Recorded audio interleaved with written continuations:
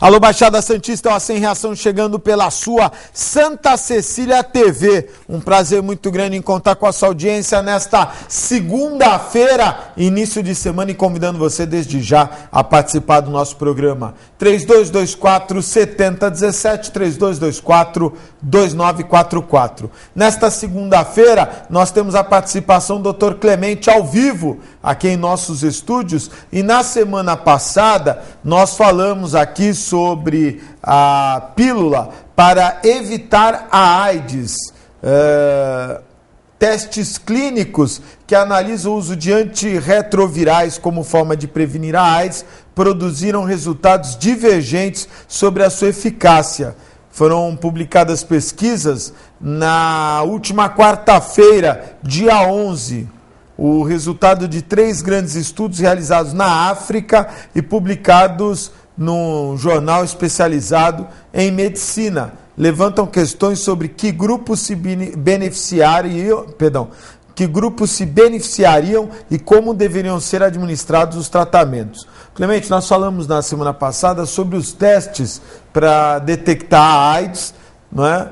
Que a pessoa pode fazer em casa, e agora os estudos de uma pílula para evitar a AIDS, não é? Foram feitos vários estudos, mas antes de falar sobre a pílula em si, uma questão que eu sempre, quando falo com o Beto Volpi, que é um ativista lá de São Vicente, que está à frente da Ipupiara, não é, da ONG Ipupiara, ele sempre me trouxe aqui relatos dos problemas, dos efeitos colaterais dos retrovirais, não é? Que vão até desde o esfacelamento dos ossos, e aí acaba tendo problema que é comum nos idosos, osteoporose, e a cabeça do fêmur, não é? Que acaba sempre sendo um tendão de Aquiles, não é? Quer dizer, a medicação combate, ou melhor, atenua os impactos da AIDS, mas em contrapartida acaba trazendo outros malefícios. Boa tarde e obrigado por vir ao programa. Obrigado, Augusto. Na realidade, toda medicação acaba tendo efeitos colaterais, mas os antirretrovirais, como você disse, embora tenham evoluído com o tempo, porque ele evoluiu muito. Se nós considerarmos do passado, a pessoa tinha muitos problemas secundários. Hoje os problemas são menores, mas ainda tem esse problema que você chamou a atenção, que é a perda de mineral ósseo, né? Acaba culminando com a osteoporose, e a osteoporose realmente é uma doença que pode ser incapacitante ao longo do tempo. Não só porque tem fraturas mais frequentes, mas incapacita pela limitação que isso representa. E esses antirretrovirais, apesar de, como você falou, da nova pílula, ele ainda não modifica esses aspectos da osteoporose ou outros efeitos colaterais, embora, de certa forma, é custo-benefício, né, Augusto? Porque nós temos pessoas aí com 10, 15, 20 anos de evolução com AIDS, estão vivos aí, né? Lógico. Então, acho que acaba sendo o custo-benefício, as pessoas acabam tomando, tem que tomar mesmo, e eu acho que isso é um problema de saúde pública, e no mundo inteiro não vai ser diferente disso. Agora, esses estudos, não é como para você ver como tem aquela expressão que os médicos sempre falam, cada organismo é um organismo, não é? Esses estudos com a pílula para evitar a AIDS são divergentes. Em alguns grupos de casais deu resultado, em outros não deu resultado satisfatório, em outros não deu resultado nenhum.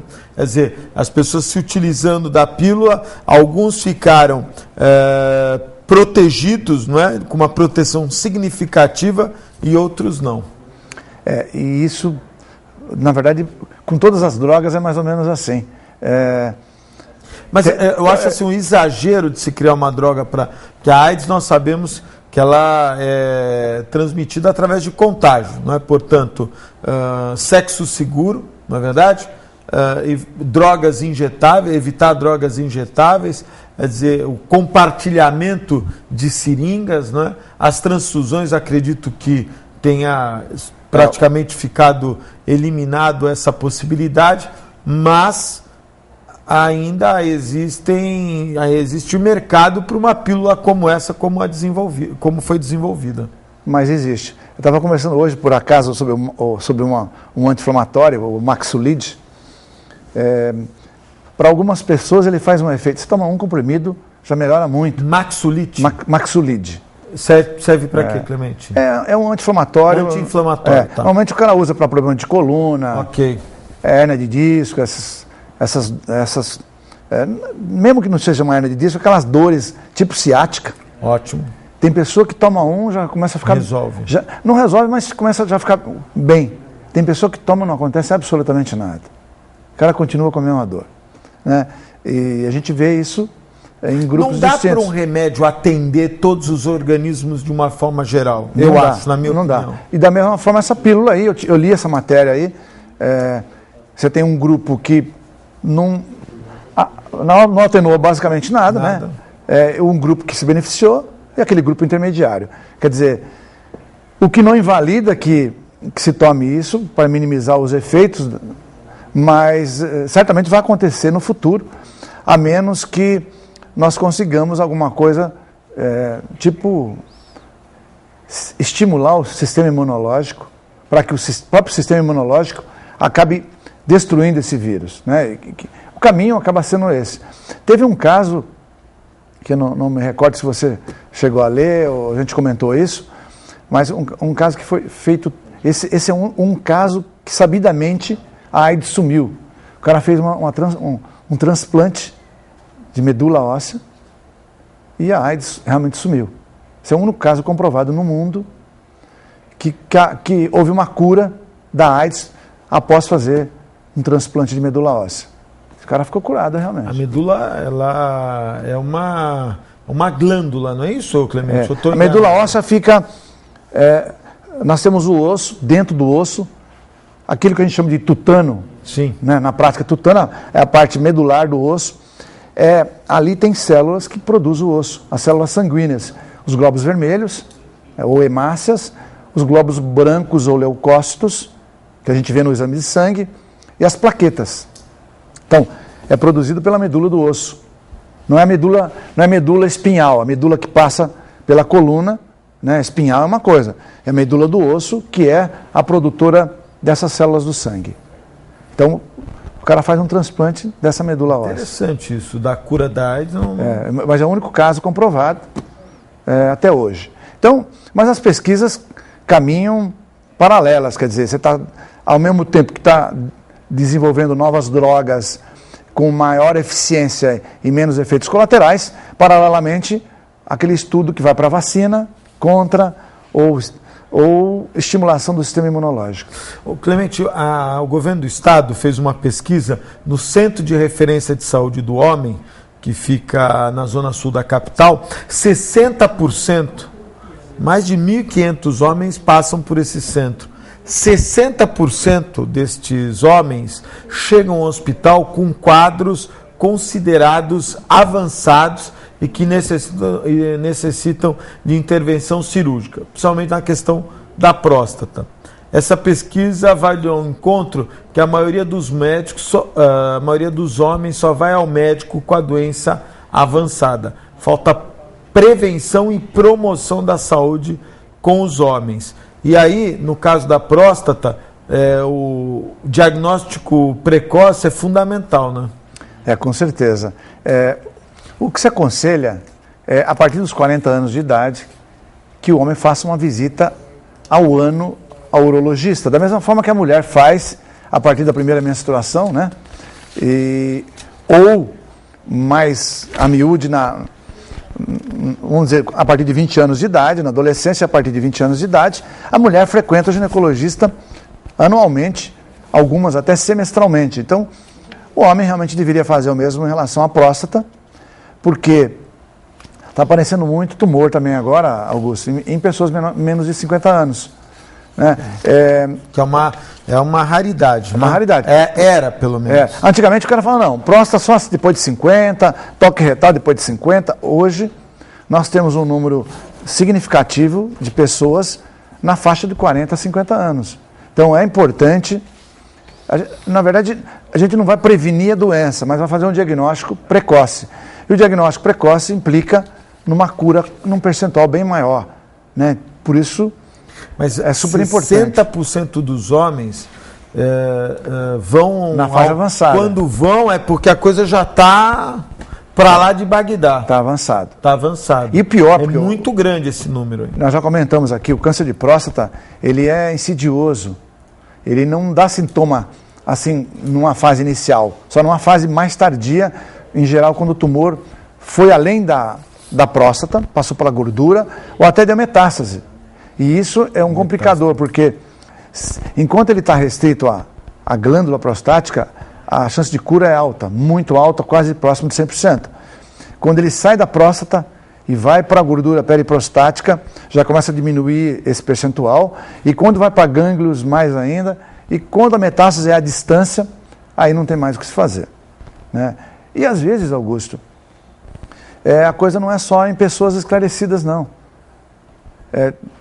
Falar assim, não, mas o cara sabe da coisa, ele não vai e tal. Às vezes pessoas muito diferenciadas também ignoram isso, né? E nós tivemos gente famosa aí, como o Paulo Gracindo, da Globo. O próprio Mário Covas. O Mário Covas, o François Mitterrand, ex-presidente da França. Então, pessoas assim, muito famosas, que estão em países... né? Não vai acontecer comigo e tal, e deixa para lá, e acaba detectando numa fase avançada. Você acabou de falar do Mário Covas, e aí a sobrevida acaba sendo bem pequena. Clemente, a Câmara dos Deputados tem feito audiências, não é, para discutir a utilização, o uso excessivo de medicamentos para as crianças, para os adolescentes que atuam com distúrbios como dislexia ou déficit de atenção ou hiperatividade. O Brasil é o segundo maior consumidor desse tipo de medicação. E tem um artigo na Folha de hoje também sobre isso. Um artigo não é um artigo muito longo, mas não me lembro a página lá, está comentando exatamente isso. Mas o segundo maior consumidor. O que está acontecendo é o seguinte: pelo amor de está Deus. na moda, né? Distúrbio de atenção e hiperatividade. Então, qualquer coisinha é rotulado e aí dá-lhe medicação. E muitas vezes o diagnóstico está errado, só que essas pessoas estão sendo medicadas aí e os efeitos colaterais também são... E são remédios fortes. São fortes, todos são fortes. Agora, claro que bem indicado, é importante citar que ninguém está contra a medicação, mas que seja realmente um diagnóstico preciso. Segundo a professora do Departamento de Pediatria da Universidade de Campinas, a Unicamp, a Maria Aparecida Moisés, substâncias que vêm sendo usadas como amplificadores cognitivos, como o metilfenidato, nome comercial Ritalina, e o clonazepam, nome comercial Rivotril, não são drogas seguras. São psicotrópicos e tranquilizantes que podem provocar morte súbita e inexplicada até 7 vezes mais do que em crianças e adolescentes que não os tomam. E é real. Dessas duas aí, do Rivotril e a Ritalina tem sido a mais usada, né? Aliás, até indiscriminadamente. E tem outros complicadores, né, Augusto? Você falou da morte e tudo, mas a tendência a suicídio também aumenta bastante nesses casos. Essas drogas, todas essas drogas. Com certeza. E isso não deixa de ser uma coisa importante a ser considerada. Ou seja, o uso tem que ser exatamente para aquilo e com certo cuidado, ajuste de dose para cada pessoa. Tá aí o filho do Sylvester Stallone, né? Foi. Que o uso excessivo de... Aliás, na verdade, deve ser a combinação de medicamentos com outras